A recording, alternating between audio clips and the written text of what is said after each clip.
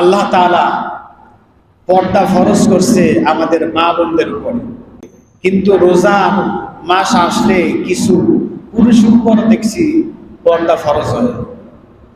আপনারা দেখছেন কিনা? আল্লাহ, আপনারা দেখেন নাই? দেখছেন কোথায়?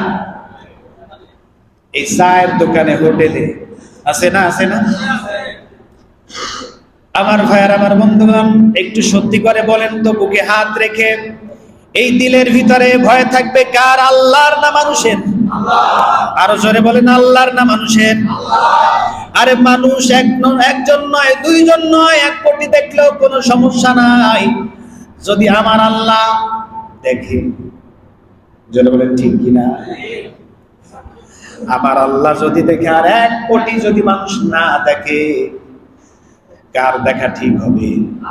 আল্লাহটা ঠিক হবে। এই জন্য আল্লাহ তাআলা বলেছেন, ও বান্দারে, তুমি গোপনে কি করো, প্রকাশ্যে কি করো, কেউ যদি জানে না, জানেন আল্লাহ, ঠিক কি না? আল্লাহ তাআলা বলেছেন, হুয়াল আউয়াল ওয়াল আখির ওয়াজ যাহির ওয়াল বাতিন। আগে আল্লাহ ছিল, পরেও আল্লাহ থাকবেন। প্রকাশ্যে যেটা সেটাও জানেন, গোপন যেটা সেটাও জানেন কে? আরো জোরে বলেন, কে জানেন?